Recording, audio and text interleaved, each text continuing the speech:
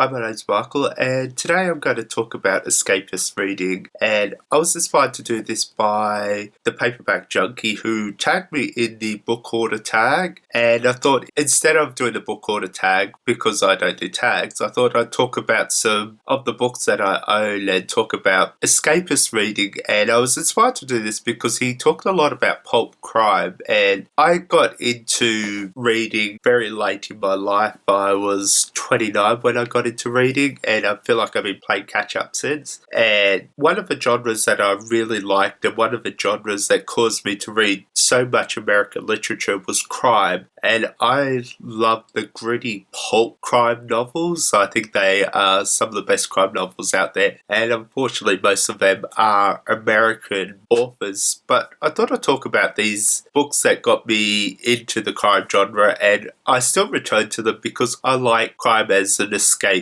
And every now and then I just need to escape from my deliberate reading and my reading list and just read something for pure pleasure and nothing else. And crime novels were that for me. And I started with books like Dexter, and these are terribly written books. They're terrible in many ways, but I think Dexter is such a wonderful character. And I read the entire series, and what I liked about it is the growth of the character throughout the series. And I feel like crime novels don't do that enough in the book series. I feel like it's just the crime of the week and you see no growth in the character. And the problem with the Dexter series was there was no growth in the writer. He never got any better. Maybe he got worse, and that kind of meant the book series was a huge disappointment in the end. But because I love the character so much, I read them all. Then there are some of those great crime novelists that I loved and adored and read everything. People like Raymond Chandler, and this is my favourite of his books. I think The Longer Bite is something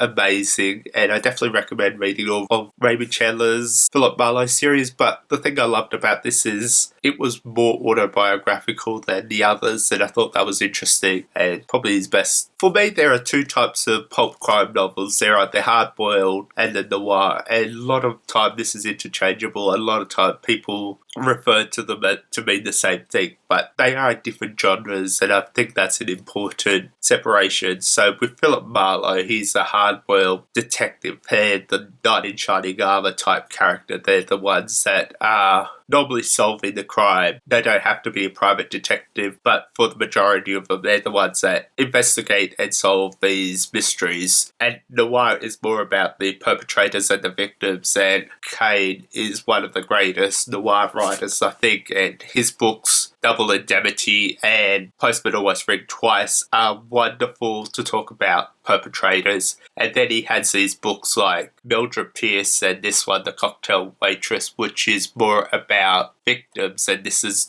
normally about domestic noir, and I really like that style, and I think he's such a great writer. Moving on from the domestic type noir, I think Megan Abbott is more recent one. She does suburban noir. This was probably the one I would recommend, Dare Me. And I think it doesn't look like crime, but this is like Mean Girls, but a lot meaner. And this is about cheerleading. And Megan Abbott started writing more pulpish type books, but she moved on to the suburban type, and I think that suited her better, and she has done really well for herself. She's actually become one of the writers of the new David Simon HBO series that is coming out. So she's definitely making a name for herself in the crime genre. And there are other crime novelists, especially pulp novelists, that I'd like to talk about, but I don't have the books. So there are people like Dashiell Hammett that write some great hard-boiled novels. There are people like Jim Thompson that knows how to write noir,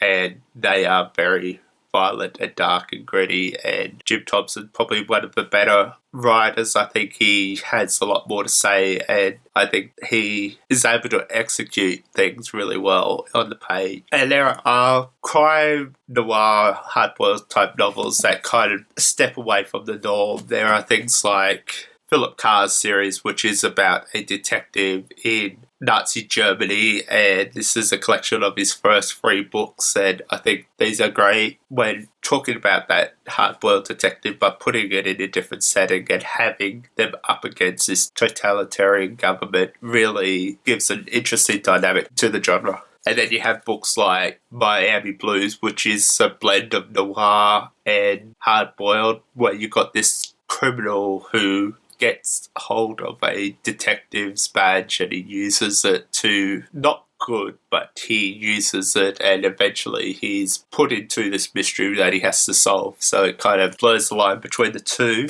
You got Fade Out, which is a insurance investigator, and what I love about this series is that the insurance investigator is gay, so you have the hard-boiled detective that is not influenced by the femme fatale, and it's a good spin on it. Obviously, the hard-boiled detective doesn't have to be white, so you've got Walter Mosley's famous series Easy Roland, who is a person of colour and a detective. You've got a genre-blending hard-boiled literary fiction book like Motherless Brooklyn, where you got this hard-boiled detective that's suffering from Tourette's, and that's another good one to go. And obviously, in the more noir style, you have to have some female authors as well, and sadly it's got a sticker on it, but this is The Talent of Mr. Ripley by Patricia Highsmith, and she is another great pulpish type writer.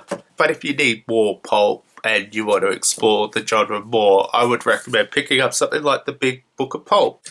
And this is a whole collection of different stories and a lot of short stories in the pulp genre. This is produced by the Black Lizard, which was a pulpish magazine that released a lot of short stories. And I haven't gotten through this because this is freaking huge, but how awesome is the cover? And I think it's a good way to dip in and out of different authors.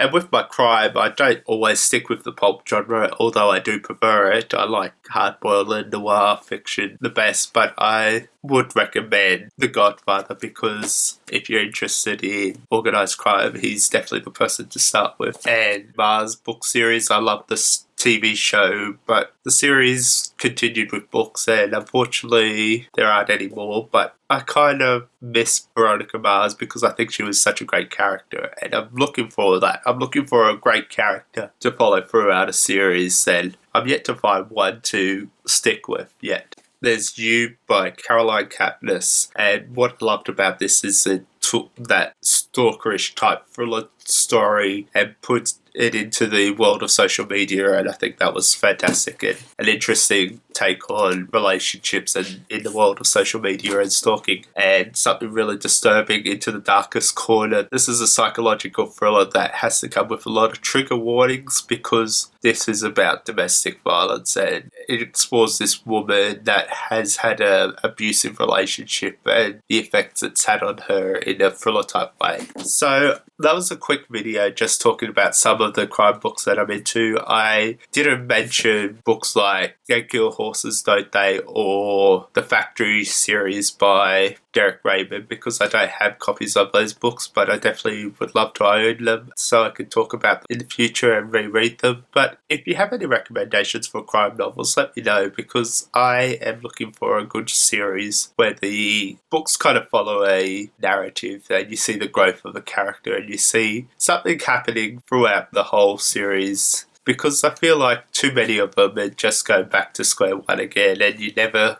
seem to be going anywhere. So if you've got any recommendations, let me know. And if you want to find me elsewhere, all my links to social media are in the description below. And as always, thank you for watching.